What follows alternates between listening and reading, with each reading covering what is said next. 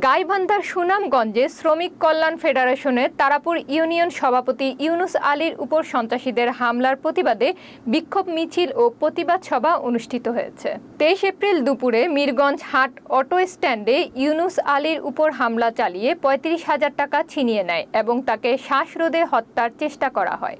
ঘটনার প্রতিবাদে শনিবার বিকেলে শ্রমিক কল্যাণ ফেডারেশনের সুন্দরগঞ্জ উপজেলা শাখার উদ্যোগে মিরগঞ্জ বাজার থেকে বিক্ষোভ মিছিল শুরু হয়, যা শহরের গুরুত্বপূর্ণ সড়ক প্রদক্ষিণ করে বাহিরগোলা জামি মসজিদের সামনে গিয়ে শেষ হয়। সেখানে উপজেলা শ্রমিক কল্যাণ ফেডারেশনের সভাপতি বদরুল আমিনের সভাপতিত্বে প্রতিবাদ সভা অনুষ্ঠিত হয়। সভায় প্রধান অতিথি ছিলেন গাইবান্ধা জেলা জামায়াতের নায়েবে আমির মাজিদুর রহমান সরকার।